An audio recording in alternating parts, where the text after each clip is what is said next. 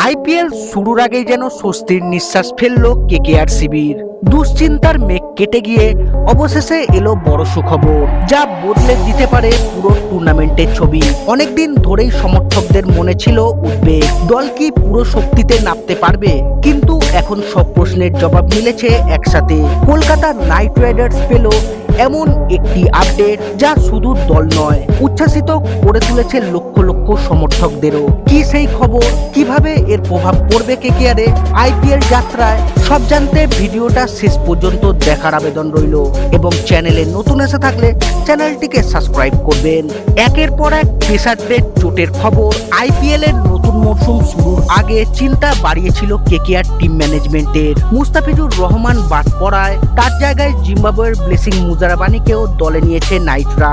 তবে মুজারাবানির এটি প্রথম আইপিএল, তিনি কতটা সফল হতে পারবেন তা নিয়ে একটা সংশয় থেকেই যায়।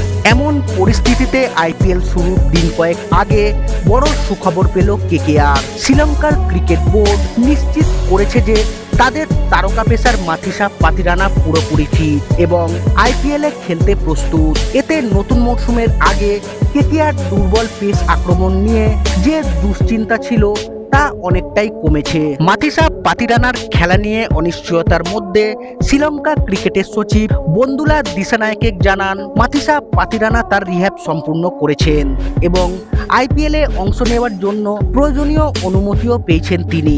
তিনি বলেছেন, পাতিরানা এখন ফিট, তবে ম্যাচের জন্য কতটা প্রস্তুত তা ফ্র্যাঞ্চাইজিকেই মূল্যায়ন করতে হবে। তবে পাতিরানা ঠিক কবে দলের সঙ্গে যোগ দেবেন তা এখনো নিশ্চিত নয়। কেকেআর দল 25শে মার্চ মুম্বাই যাবে এবং 29শে মার্চ এমআইয়ের বিরুদ্ধে তাদের প্রথম ম্যাচ খেলবে। এরপর তারা ইডেন গার্ডেন্সে এসআরআইজের বিরুদ্ধে 2 এপ্রিল, পাঞ্জাব কিংসের বিরুদ্ধে 6 এপ্রিল এবং লখনৌ সুপার জায়ান্টসের বিরুদ্ধে 9 এপ্রিল টানা 3টি হোম ম্যাচ খেলবে।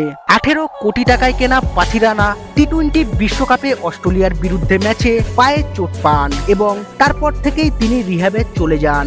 বেবি মালিঙ্গা নামে পরিচিত এই বোলার ডেথ ওভারে দুর্দান্ত বোলিংয়ের জন্য বিখ্যাত।